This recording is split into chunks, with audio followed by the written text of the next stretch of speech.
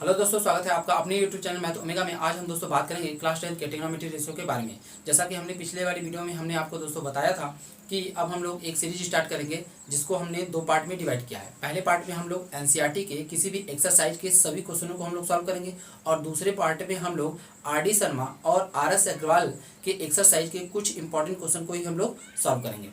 ठीक है दोस्तों, हम ऐसा इसलिए कर रहे हैं क्योंकि हम बहुत सारे एग्जाम्पल को आपको पहले ही करा चुके होंगे। ठीक है, इसलिए हम आर.डी. शर्मा और आर.एस. अग्रवाल के केवल इंपॉर्टेंट क्वेश्चन को ही हम लोग सॉल्व करेंगे। ठीक है दोस्तों, आइए आज हम लोग स्टार्ट करते हैं एनसीईआरटी के एक्सरसाइज 8.1 के क्वेश्चन को। ठीक है, तो आज का हमारा पहला क्वेश्चन है कि in a triangle ABC right angle at B if AB equal to 24 centimetre and BC equal to 7 centimetre, तो फाइंड पहला क्वेश्चन है हमारा साइन A और कॉस A की वैल्यू को। दूसरा क्वेश्चन है हमारा साइन C और कॉस C की वैल्यू को हमको फाइंड करना है। ठीक है दोस्तों, तो यदि हम इसे हिंदी में समझे तो एक त्रिभुज ABC में B समकोण है। यदि AB बराबर 24 सेंटीमीटर और BC बराबर कितना 7 सेंटीमीटर है तो मान ज्ञात कीजिए। नंबर 1 साइन A और कॉस A का, नंबर 2 है हमारा साइन C और कॉस C का। ठीक है दोस्तों, तो आइए दोस्तों हम लोग इसे सॉल्व करते हैं। तो इसके लिए दोस्तों सबसे पहले हम लोगों को एक राइट एंगल ट्रायंगल मतलब समकोण त्रिभुज बनाना होगा जिसमें B पर हमारा क्या है, राइट एंगल है। तो हम लोग इस वर्टिक्स को B ले लेते हैं, यहाँ राइट एंगल, और हमने इसको A और इसको C ले लिया। ठीक है दोस्तों, मतलब इस वाले वर्टिक्स को A और इसको C मान लिया। अब हम अच्छी तरीके से जानते हैं कि राइट एंगल के ठीक सामने वाली जो साइड होती है वो हमारा सबसे बड़ी साइड होती है और हम उसे क्या कहते हैं, हाइपोटेनस मतलब कर्ण।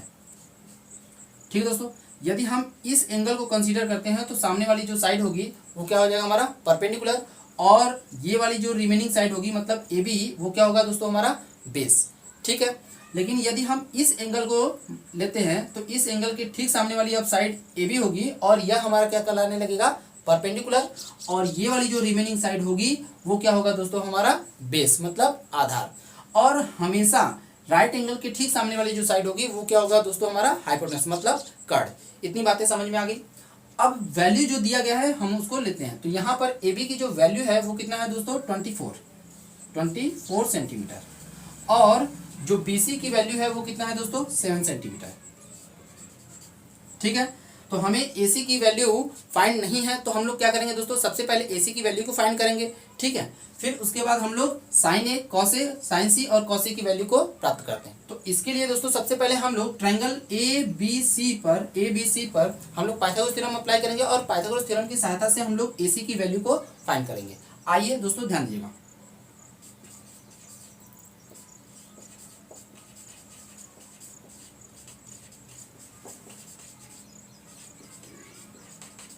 तो पाइथागोरस थ्योरम क्या कहता है दोस्तों कि किसी भी राइट एंगल ट्रायंगल में सबसे बड़ी वाली साइड का जो स्क्वायर होता है वो दो छोटे साइड के स्क्वायर के समूह के इक्वल होता है। ठीक है, मतलब सबसे बड़ी भुजा का जो वर्ग होता है वो दो अन्य छोटी भुजाओं के वर्गों के योग के बराबर होता है।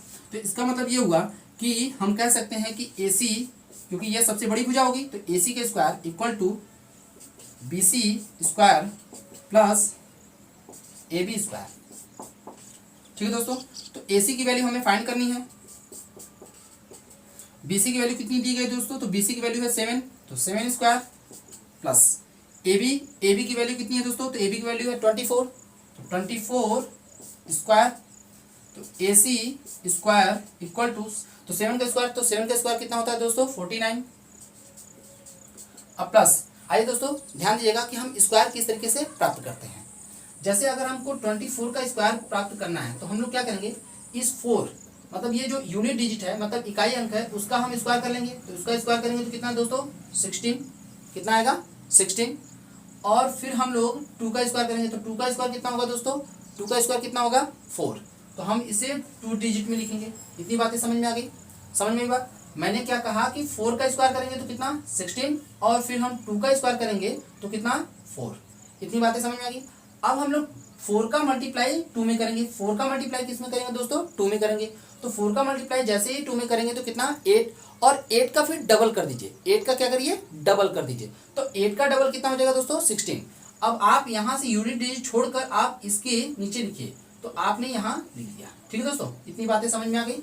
अब आप इसको ऐड कर दीजिए, तो यहाँ कुछ नहीं है तो क्या मानेंगे 0, तो 6 में 0 ऐड करेंगे तो कितना 6, 1 और 6 को ऐड करेंगे तो कितना दोस्तों 7, और 4 और 1 को ऐड करेंगे तो कितना दोस्तों 5। अब 0 का कोई मतलब है नहीं, तो हम इसको इस तरीके से लिख सकते हैं। ठीक है दोस्तों, इतनी बातें समझ में आ गई। तो हम इस तरीके से किसी भी नंबर का वर्ग कर सकते हैं, मतलब स्क्वायर कर सकते हैं। आइए एक और एग्जांपल देखते हैं। जैसे अगर हमको 37 का स्क्वायर करना है, किसका दोस्तों 37 का स्क्वायर करना है, तो मैंने क्या बताया कि पहले आप 7 का स्क्वायर करिए। तो 7 का स्क्वायर करेंगे तो कितना 49। इतनी बातें समझ में आ गई। फिर 3 का स्क्वायर करिए, तो 3 का स्क्वायर कितना होता है दोस्तों 9। तो हमने 9 भी लिख दिया। इतनी बातें समझ में आ गई। अब हम लोग दोस्तों 7 की मल्टीप्लाई किसमें करेंगे 3 में। तो 7 का मल्टीप्लाई 3 में करेंगे तो कितना प्राप्त हो जाएगा 21। 21 का डबल कर दीजिए, 21 का डबल, तो कितना प्राप्त हो जाएगा 42। 42 को यूनिट डिजिट छोड़कर आप 10 डिजिट से मतलब दहाई की अंक से नीचे लिखेंगे तो कितना हो जाएगा 42। अब क्या करिए दोस्तों ऐड कर दीजिए, तो 9 और ये कितना होगा 6 और ये 9 और 4 ऐड कर दीजिए। तो 9 और 4 को ऐड करेंगे तो कितना प्राप्त हो जाएगा हमको 13। ठीक है दोस्तों, इस प्रकार से दोस्तों हमें 37 का स्क्वायर प्राप्त हो चुका है। ठीक है, तो हमको किसी भी नंबर्स का अगर हमको स्क्वायर निकालना है तो हम इस मेथड के द्वारा हम थोड़ी जल्दी से हम निकाल सकते हैं। ठीक है, बातें इतनी समझ में आ चुकी होंगी। अब हम लोग आगे बढ़ते हैं और समझते हैं। तो हमें यहाँ 24 का स्क्वायर कितना प्राप्त हो गया दोस्तों 576 है। तो 576। अब इन दोनों को हम लोग क्या करेंगे दोस्तों ऐड कर देंगे। तो AC स्क्वायर इक्वल टू 9 में 6 को ऐड करिए। 9 में 6 को मतलब यूनिट डिजिट को यूनिट डिजिट में मतलब इकाई के अंक को इकाई में जोड़ेंगे। तो 9 को अगर हम 6 में ऐड करते हैं तो कितना 15 5। ठीक है, कैरी कितना 1 मतलब हासिल कितना आया 1। और 7 में 4 को जोड़ दीजिए। तो 7 में 4 को जोड़ेंगे कितना 11 मतलब 11, और 11 और कैरी 1 ऐड कर दीजिए तो कितना हो जाएगा 12 मतलब 12। ठीक है दोस्तों, फिर से कैरी 1। अब 1 और ये 5, तो 1 और 5 ऐड कर देंगे। तो 1 और 5 ऐड कर देंगे तो कितना दोस्तों 6 है। ठीक है, तो इस तरीके से इन दोनों का ऐड कितना मिल गया हमको 625। इतनी बातें समझ में आ गई। अब दोस्तों दोनों ही साइड का क्या करिए स्क्वायर रूट ले लीजिए। तो दोनों ही साइड का जैसे ही स्क्वायर रूट लेंगे आप, तो AC के स्क्वायर का स्क्वायर रूट कितना हो जाएगा दोस्तों AC के स्क्वायर का स्क्वायर रूट कितना होगा AC और 625। तो इसे हम लोग कुछ इस तरीके से लिख सकते हैं। ठीक है दोस्तों, तो अब ध्यान दीजिएगा दोस्तों, तो हम इसे कुछ इस तरीके से लिख सकते हैं 5 × 5 × 5 × 5। मतलब यदि हम इसको फैक्टराइजेशन करेंगे मतलब गुणनखंडन करेंगे तो हम उसे कुछ इस तरीके से लिख सकते हैं। तो यहाँ पर 5 का एक पेयर और इस 5 का एक पेयर, मतलब यहाँ से हमको देखें तो 5 के 2 पेयर हमको प्राप्त हो रहे हैं। तो स्क्वायर रूट के केस में हम लोग क्या करते हैं कि एक पेयर का हम लोग बाहर ले लेते हैं। ठीक है, एक पेयर का हम लोग एक 5 बाहर ले लेंगे और इस वाले पेयर का भी एक 5 बाहर आ जाएगा। तो इस तरीके से जो हमें AC की वैल्यू मिलेगी वो कितना हो प्राप्त होगा दोस्तों, इस पेयर का एक 5 बाहर आया है और इस पेयर का भी एक 5 बाहर आ गया है। ठीक है, तो हमें 5 × 5 मतलब 25। तो इस तरीके से हमें AC की जो वैल्यू मिली वो कितना 25। इतनी बातें समझ में आ गई। तो हमें AC की वैल्यू कितना प्राप्त हो गया दोस्तों 25 सेंटीमीटर। ठीक है, तो सबसे पहले हम लोग दोस्तों बात करते हैं साइन A और कॉस A की वैल्यू का। ठीक है दोस्तों, तो साइन A के लिए हम अच्छी तरीके से जानते हैं कि साइन के लिए जो ट्रिग्नोमेट्री रेशियो होता है मतलब त्रिकोणमितीय अनुपात वो होता है हमारा परपेंडिकुलर अपॉन हाइपोटेनस। ठीक है, तो A के लिए ये वाली जो साइड होगी BC वो क्या होगा दोस्तों परपेंडिकुलर, और जो AC है वो क्या होगा हाइपोटेनस। ठीक, तो साइन A के लिए जो ट्रिग्नोमेट्री रेशियो होगा वो होता है हमारा परपेंडिकुलर अपॉन हाइपोटेनस। तो यहाँ परपेंडिकुलर कितना है दोस्तों BC और हाइपोटेनस कितना है दोस्तों AC। तो BC की वैल्यू कितनी है, तो BC की वैल्यू है हमारा कितना 7 और AC की वैल्यू कितना है दोस्तों 25। ठीक, तो इस तरीके से हमें साइन A के लिए ट्रिग्नोमेट्री रेशियो प्राप्त हो चुका है। इसी तरीके से हम लोग कॉस A के लिए, तो कॉस A के लिए अगर हम बात करें कॉस की ट्रिग्नोमेट्री रेशियो की, तो कॉस का जो ट्रिग्नोमेट्री रेशियो होता है वो होता है हमारा बेस अपॉन हाइपोटेनस। क्या होता है दोस्तों बेस अपॉन हाइपोटेनस। तो इस एंगल के लिए यह परपेंडिकुलर है और यह हाइपोटेनस है, तो ये वाला दोस्तों साइड क्या होगा बेस, ये वाला दोस्तों क्या होगा साइड बेस। तो यहाँ दोस्तों बेस कितना है हमारा AB और हाइपोटेनस कितना है दोस्तों AC। तो AB की वैल्यू कितनी दी गई है 24, और बात करें AC तो AC की वैल्यू कितनी है दोस्तों 25। ठीक है, तो इस तरीके से cos A की जो वैल्यू हमें मिली मतलब cos A के लिए जो ट्रिग्नोमेट्री रेशियो हमको प्राप्त हुआ वो कितना 24/25। इतनी बातें समझ में आ गई। आगे चलते हैं और दूसरे क्वेश्चन को देखते हैं। दूसरा वाला जो क्वेश्चन है हमारा वो है साइन सी कॉमा कॉस सी। तो साइन सी के लिए बात करें तो साइन सी, तो साइन के लिए जो ट्रिग्नोमेट्री रेशियो होता है वो होता है हमारा परपेंडिकुलर अपॉन हाइपोटेनस। तो यहाँ परपेंडिकुलर इस एंगल के लिए, दोस्तों ध्यान दीजिएगा, इस एंगल के लिए, तो इस एंगल के लिए जो सामने वाली साइड होगी अब वो क्या हो जाएगा हमारा परपेंडिकुलर। ध्यान दीजिएगा, इस एंगल के लिए जो सामने वाली साइड होगी वो क्या होगा दोस्तों परपेंडिकुलर। जो राइट एंगल के ठीक सामने वाली साइड होगी मतलब एसी वो क्या होगा हमारा हाइपोटेनस, और जो रिमेनिंग साइड मतलब बीसी जो होगा वो क्या होगा हमारा बेस। इतनी बातें समझ में आ गई। तो यहाँ जो परपेंडिकुलर होगा वो क्या होगा दोस्तों एबी, और जो हाइपोटेनस होगा वो क्या होगा दोस्तों एसी। ठीक है, तो AB की वैल्यू कितनी है दोस्तों 24, और AC की वैल्यू कितनी है, AC की वैल्यू 25। ठीक, तो इस प्रकार से हमें साइन C की जो वैल्यू मिली वो कितना 24/25। ठीक है, अब हम लोग कॉस C के लिए बात करते हैं। तो कॉस C, तो कॉस के लिए जो ट्रिग्नोमेट्री रेशियो होता है वो होता है हमारा बेस अपॉन हाइपोटेनस। तो बेस की वैल्यू, तो एंगल C के लिए यह परपेंडिकुलर है, ये हाइपोटेनस है, तो ये वाली जो साइड BC होगी वो क्या होगा हमारा बेस। तो यहाँ बेस कितना है BC, और हाइपोटेनस की बात करें तो हाइपोटेनस कितना है दोस्तों AC।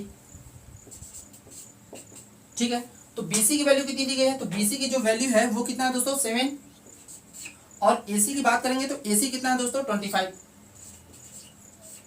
ठीक है, इतनी बातें समझ में आ गई। तो इस प्रकार से दोस्तों हमें cos C की वैल्यू कितनी मिल गई 7/25।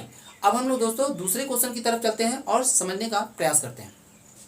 तो दूसरा क्वेश्चन है हमारा in figure find the value of tan p minus cot r, मतलब आकृति में tan p minus cot r का मान ज्ञात कीजिए। तो ये जो फिगर दिया गया है दोस्तों उसकी सहायता से हमें tan p minus cot r की वैल्यू को फाइंड करना है। ठीक है, लेकिन हमें यहाँ दोस्तों क्यू आर की वैल्यू प्राप्त नहीं है, तो सबसे पहले हम लोग क्या करेंगे पाइथागोरस थ्योरम अप्लाई करेंगे इस ट्रायंगल पर, और वहां से हम लोग क्यू आर की वैल्यू को फाइंड करेंगे। ठीक है दोस्तों, तो आइए सबसे पहले हम लोग क्यू आर की वैल्यू को फाइंड करते हैं।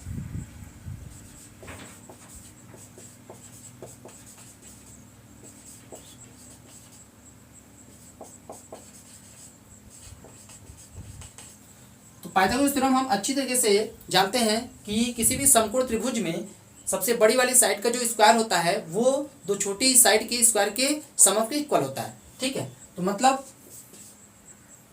P R square equal to, क्योंकि राइट एंगल के ठीक सामने वाली साइड क्या होती है भाई हाइपोटेनस, और ये सबसे बड़ी साइड होती है। ठीक है, तो यहां से P R square equal to कितना होगा भाई पी क्यू स्क्वायर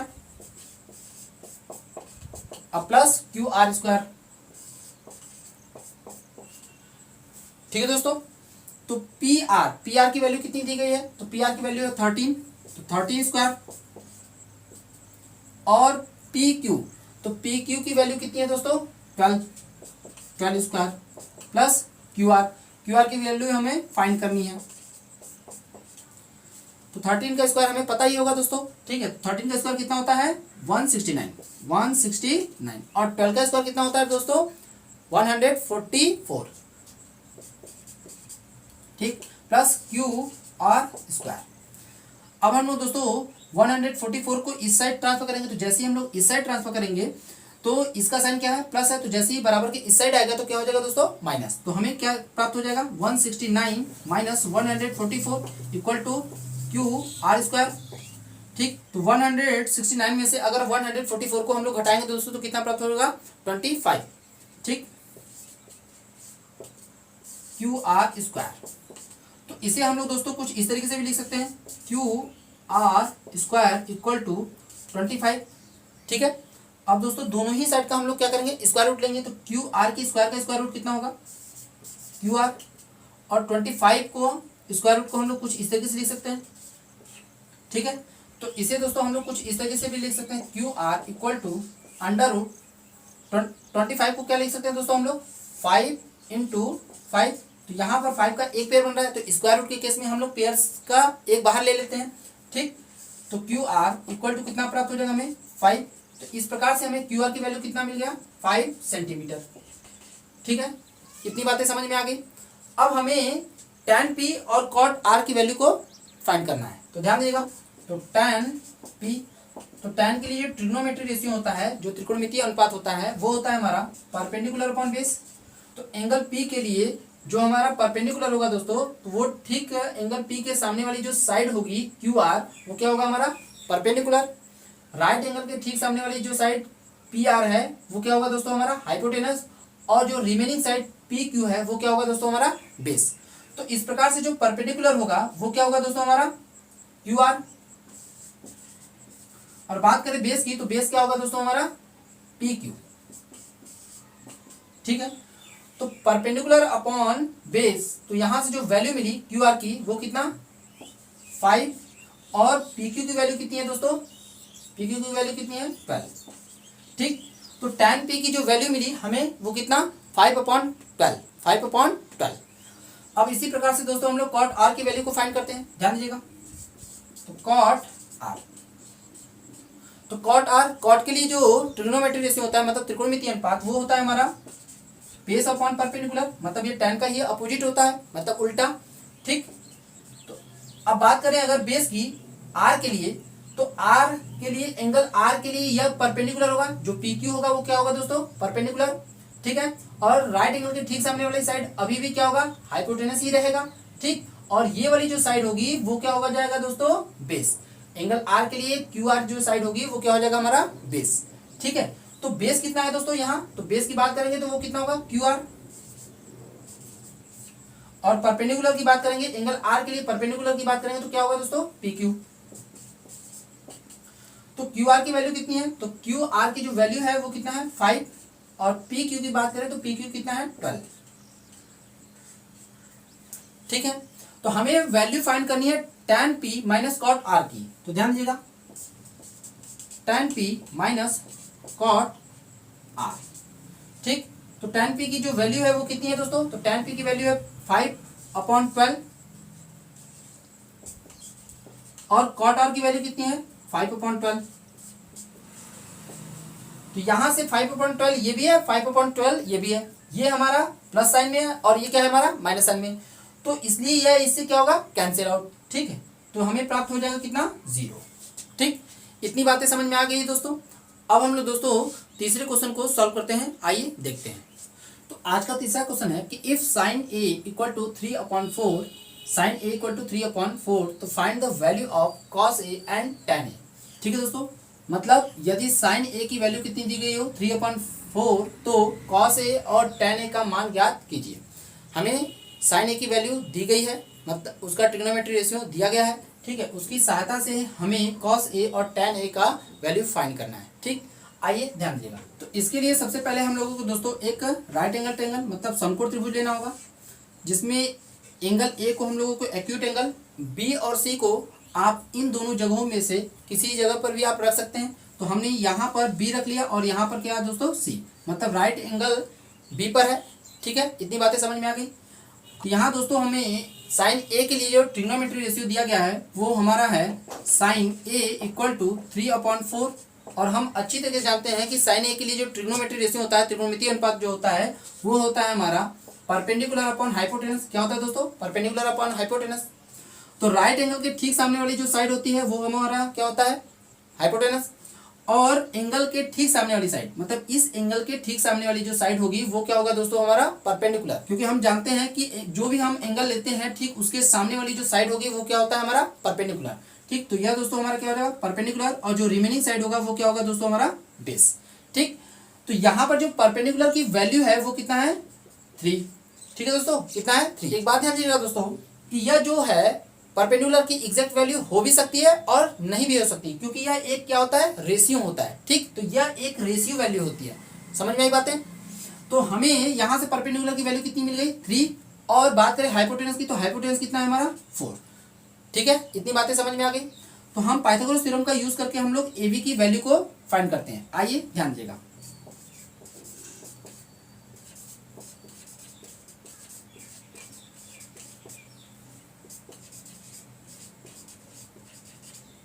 तो पाइथागोरस यह कहता है कि किसी भी राइट एंगल ट्रायंगल में जो सबसे बड़ी वाली साइड होती है उसका स्क्वायर ये दोनों साइडों के स्क्वायर के समअप के इक्वल होता है। ठीक है, मेरे कहने का मतलब यह है कि सबसे बड़ी वाली साइड का स्क्वायर जो होता है दो अन्य छोटी साइडों के स्क्वायर के समअप के इक्वल होता है।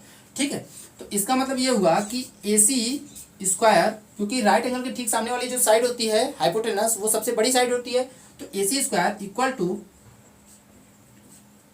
BC square plus AB square.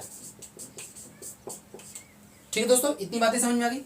AC की वैल्यू कितनी दी गई है 4, तो 4 स्क्वायर इक्वल टू BC, तो BC की वैल्यू कितनी है 3 स्क्वायर, और हमें AB की वैल्यू फाइंड करनी है।